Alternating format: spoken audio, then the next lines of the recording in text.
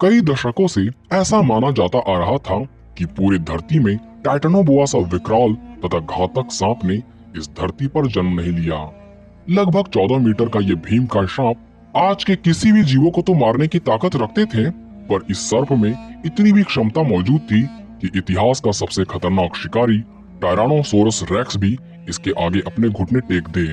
अर्थात एक बार को तो टाइटेनोबोआ के ताकत से टीरेक्स की भी हार हो सकती है और टाइटेनोबोआ टीरेक्स का शिकार भी कर सकते थे।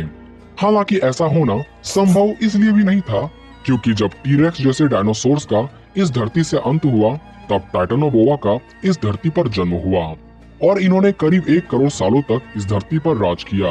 पर टाइटेनोबोआ के अंत के साथ ही भारत की धरती पर आज से 5 करोड़ सालों पहले एक ऐसे विकराल सांप की उत्पत्ति हुई जिसका जिक्र हमें पहले कई लोक कथाओं से ही जानने को मिलता आ रहा है।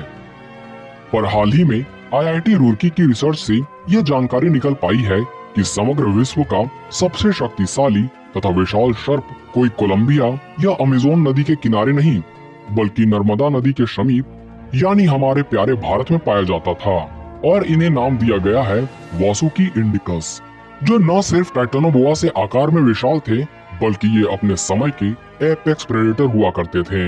ऐसे में क्या हो अगर इंडियन ओरिजिन के वासुकी इंडिकस का टाइटेनोबोआ के साथ एक महामुकाबला हो जाए। हालांकि दोनों में जंग कभी नहीं हुई होगी, पर क्या हो अगर दोनों एक ही समय काल और एक ही स्थान पर पाए जाते। आइए जानते हैं आज के इस वीडियो में। पर वीडियो में आगे बढ़ने से पहले वीडियो को लाइक करना ना भूलें। हाल ही में गुजरात में मिले कुछ अवशेषों पर आईआईटी रुड़की द्वारा जब खोज की गई, तब लोगों को उस जानकारी ने हिलाकर रख दिया, क्योंकि गुजरात में मिले इन फॉसिल्स को देख विशेषज्ञों ने यह स्पष्ट कर दिया कि विश्व का सबसे विशाल सांप कोई टाइटेनोबोआ नहीं बल्कि वासुकी इंडिकस है। वासुकी इंडिकस को लेकर काफी सारी जानकारी निकलकर लोगों के बीच आ रही है, जैसे कि ये किस समय काल में रहा करते थे, ये कितना विशाल हुआ करते थे और इसके आकार के पीछे की वजह क्या थी और ये किसका शिकार किया करते थे।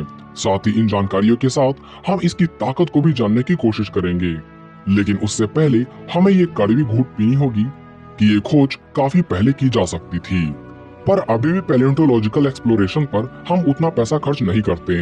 यदि हम करते तो न जाने भारत की धरती के अंदर से क्या क्या राज बाहर निकल कर आते हैं।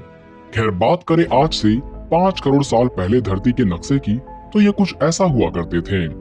यहाँ आप देख सकते हैं कि भारत यूरेशिया से अभी तक नहीं टकराया है, अर्थात अभी हिमालय पर्वत का जन्म नहीं हुआ है। भारत की ऐसी भौगोलिक स्थिति की वजह से यहाँ का तापमान भी आज से काफी अधिक हुआ करता था। और आप जानते होंगे कि सांप एक कोल्ड ब्लडेड एनिमल होते हैं और इन्हें गर्मी की सख्त आवश्यकता होती है, क्योंकि इसके बिना ये नहीं रह पाएंगे। इसी वजह से बर्फीले क्षेत्रों में सांपों का दिखना थोड़ा मुश्किल होता है। ऐसे में आज से 47 मिलियन सालों पहले के भारत में जहाँ तापमान काफी अधिक हुआ करती थी, वहाँ वासुकी इंडिकस का मेटाबॉलिज्म इस तरह से एडजस्ट हुआ कि ये आकार में 15 मीटर से भी ज्यादा विशाल होने लगे। वैसे जब इसके पहले अवशेष मिले थे तो वैज्ञानिकों को इसका सिर किसी विशाल मगरमच्छ का सिर लगा था, क्योंकि इतना विशाल सिर तो टाइटेनोबोआ के भी नहीं होते। पर आगे की रिसर्च ने बता दिया कि ये दुनिया की सबसे विशाल सांप के कंकाल है, जिसका जिक्र न सिर्फ हिंदू लोक कथाओं बल्कि चीन के लोक कथाओं में भी इसका जिक्र है। माना जाता है कि भगवान शिव के पास जो सांप पाया जाता था उसे सर्पों का राजा माना जाता था और उसका नाम वासुकी था। और चूंकि भारत पर मिला सर्प भी विश्व का सबसे विशाल सर्प है, इसलिए इसका नाम वासुकी इंडिकस यानी भारत में पाए जाने वाला सांपों का राजा है। यूं तो पहला मिला कंकाल ही टाइटेनोबोआ से लगभग 1 मीटर बड़ा है, पर ऐसा अनुमान है कि वासुकी स्पीसीज में सबसे बड़े सांपों का आकार 20 मीटर तक भी हो सकता है। और ये अपने नाश्ते में वेल खाया करते थे। चौंकिए मत, आज भले ही वेल 110 फीट तक पाए जाते हैं, पर 47 मिलियन सालों पहले वेल का स्वरूप कुछ इस प्रकार हुआ करता था। लेकिन इस अवस्था में भी ये 20 से 30 फीट तक विशाल हुआ करते थे। लेकिन वासुकी इंडिकस के सामने यह सुबह के नाश्ते से ज्यादा और कुछ नहीं थे। वासुकी के भी हमले करने के तरीकों को देखें तो ये भी टाइटेनोबोआ की तरह घात लगाकर शिकार किया करते थे, पर इनके मजबूत कंकालों को देखा जाए तो ये टाइटेनोबोआ से भी ज्यादा रोबस्ट हुआ करते थे तथा इनमें भी विष नहीं पाई जाती थी। लेकिन विष से खतरनाक इसके नुकीले दांत तथा भीमकाय शरीर के जकड़न से टीरेक्स क्या स्पाइनोसोरस जैसे विशाल शिकारी का भी बचना थोड़ा मुश्किल हो जाता। वहीं अब बात करें टाइटेनोबोआ की, तो ये आज से करीब 5 से 6 करोड़ सालों पहले धरती पर पाए जाते थे। आकार में ये शिकारी 13 से 14 मीटर तथा 1 टन से भी ज्यादा भारी हुआ करते थे। इसकी आहार की बात करें तो ये जिस स्थान पर रहा करते थे उसके आसपास आए किसी भी जीवों, चाहे वो छोटे हो या कितने भी बड़े हो, ये उनका शिकार करने में तनिक भी नहीं सोचते थे। यहाँ तक कि आज जो मगरमच्छ नदियों में बेखौफ घुमा करती है, उसकी हालत 5 से 6 करोड़ सालों पहले ऐसी नहीं हुआ करती थी, बल्कि आज से कई गुना ज्यादा बदतर हुआ करती थी। ये अपने शिकार पर कई कुंडलियां बनाकर धीरे धीरे अपनी पकड़ मजबूत करते जाते थे। पकड़ के मजबूत होते ही शिकार भी धीरे धीरे मौत की आगोश में जाने लगता था। इसकी पकड़ इतनी मजबूत हुआ करती थी जिसके बंधन से खुद टीरेक्स भी खुद को नहीं छुड़ा पाए।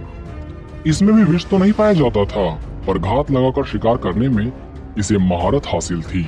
इसी वजह से उस समय भी अमेज़न नदियों को सुरक्षित नहीं माना जाता था।